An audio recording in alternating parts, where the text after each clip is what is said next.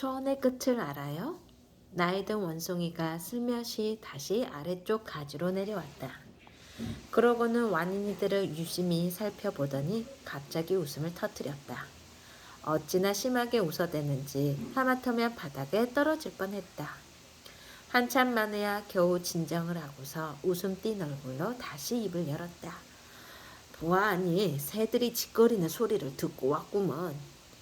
코끼리도 같은 말을 했어요. 말라이카가 소리쳤다. 그래, 그랬겠지. 왜냐하면 새들과 코끼리들은 초원의 끝을 지나 하늘 같은 낭떠러지를 넘어 언제나 비구름이 머무는 초원을 제 마음대로 드나들거든. 그럼 정말 그런 곳이 있다는 거군요. 완인이가 기쁜 목소리로 외쳤다.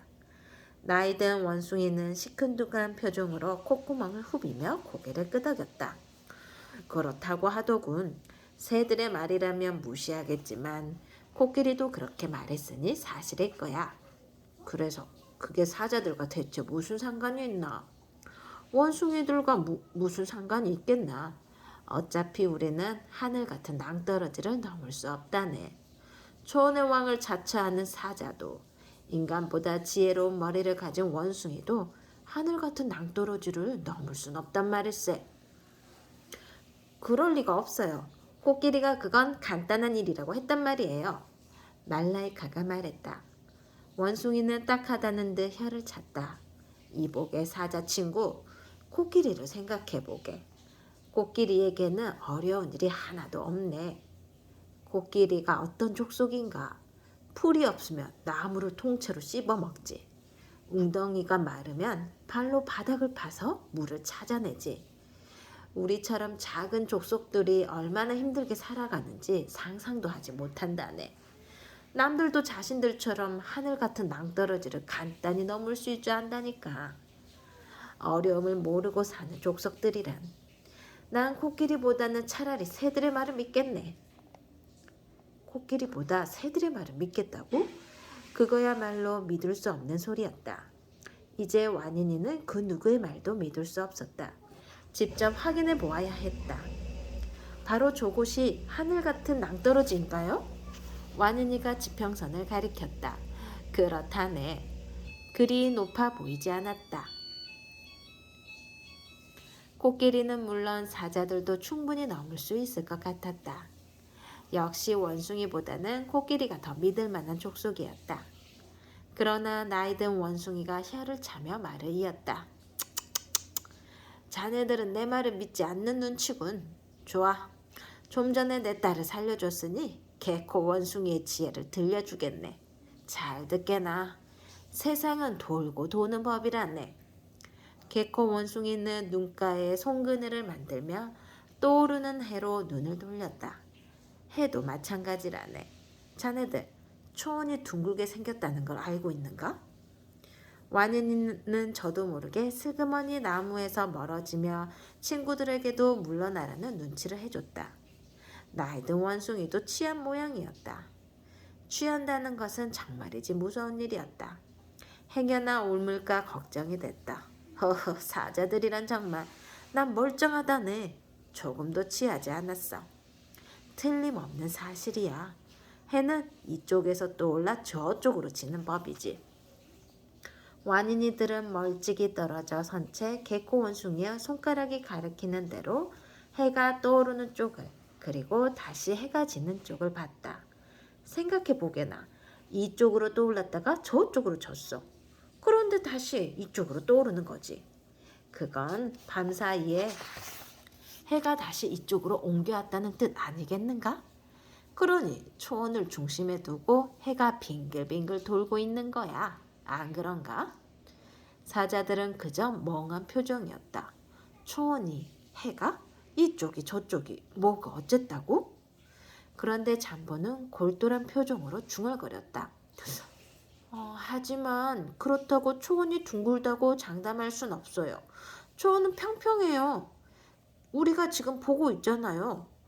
그렇다면 평평한 초원을 가운데 두고 해가 빙글빙글 도는 건 아닐까요? 달도 그렇고요. 나이든 원숭이가 크게 감탄했다. 이런, 이렇게 지혜로운 사자는 난생 처음이군. 자네 이름이 뭔가? 잠보라고 해요. 아깝군. 사자만 아니라면 친구로 지낼 텐데. 자네와 더불어 해와 달의 비밀을 알아볼 텐데. 하지만 내가 가까이 다가가면 자네는 날 잡아먹겠지? 네, 그래야죠. 잠보가 예의 바르게 대답했다. 어색한 침묵이 흘렀다. 개코 원숭이는 원숭이들만 알아듣는 기괴한 소리를 내며 높은 가지로 올라가 모습을 감춰버렸다. 어느새 해는 높이 떠올라 온 세상을 훤히 밝히고 있었다. 해는 언제나처럼 멀리 있는 것 같았다. 하지만 드디어 하늘 같은 낭떠러지가 눈에 들어왔다. 언제나 비구름이 머무는 초원이 멀지 않았다는 뜻이었다. 완인이들은 다시 기운을 차려 걸었다. 가까이 다가갈수록 낭떠러지는 점점 높아졌다. 마침내 하늘 같은 낭떠러지에 도착했다. 낭떠러지는 끝이 보이지 않을 만큼 높았다. 그리고 가팔랐다. 사자들은 상상도 해본 적 없을 만큼 높은 낭떠러지였다. 초원에서 가장 높은 바위 언덕도 그 낭떠러지에 비하면 발에 채는 돌멩이 수준이었다. 살아있는 것들은 결코 그 너머를 넘볼 수 없을 것 같았다. 새들과 코끼리들이 그곳을 넘어갔다는 사실조차 믿기 어려웠다. 수직에 가깝게 가파른 비탈을 따라 풀숲이 무성했고 이따금 돌멩이가 빠른 속도로 굴러떨어졌다. 한때의 구름이 낭떠러지를 감싸며 하늘 저편까지 길게 이어져 있었다. 완인이들은 낭떠러지를 따라 걸었다. 가도 끝이 보이지 않았다. 낭떠러지는 높고 가파르며 길었다. 그 중간쯤에는 기괴한 나무가 서 있었다. 나무 둥치는 아산테 몸통의 몇 배나 될 만큼 굵었고 수많은 가지들이 구불구불 하늘로 뻗어 있었다.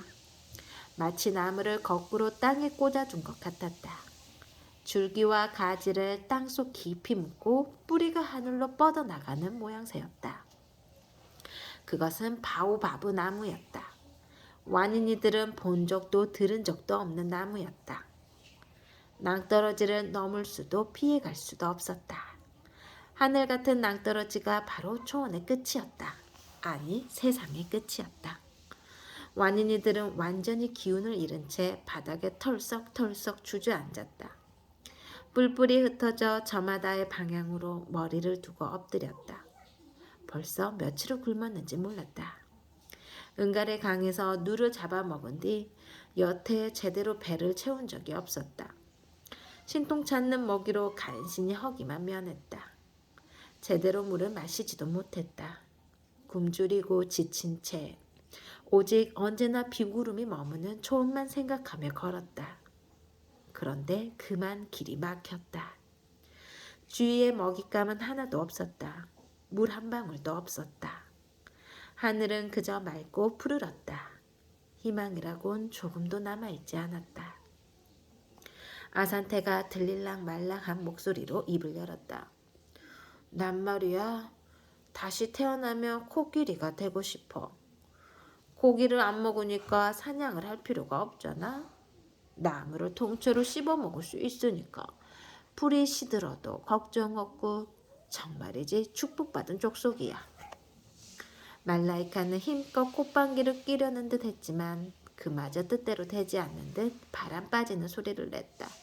치, 난 무조건 사자로 태어날 거예요. 그것도 암사자.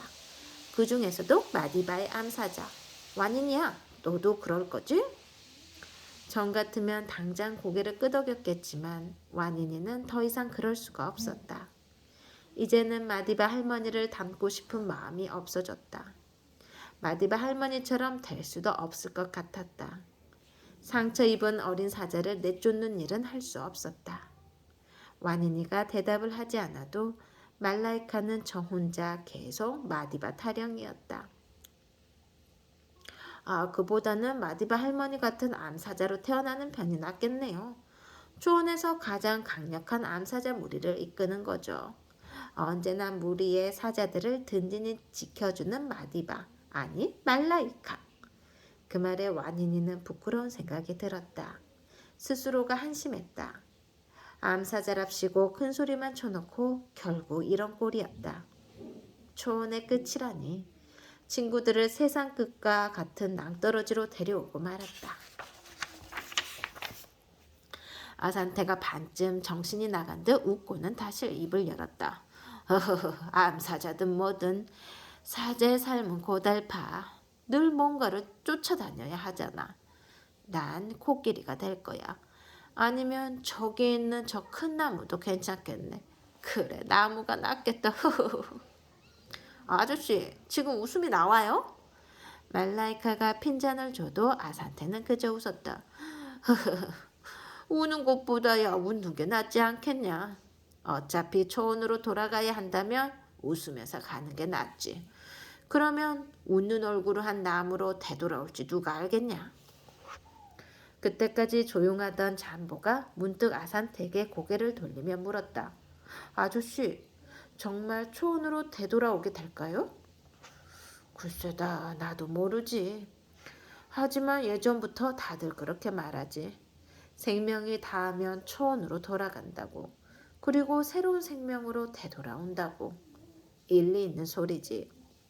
그게 아니라면 그 많은 아가들이 어디서 생겨나겠냐. 생각해봐라. 건기에 많은 동물이 죽지. 그리고 우기가 되면 그만큼의 동물이 새로 태어나잖아. 가고 오고 딱 들어맞잖아. 완인이도 들어본 이야기였다. 언젠가 다다 할머니가 들려준 적이 있었다.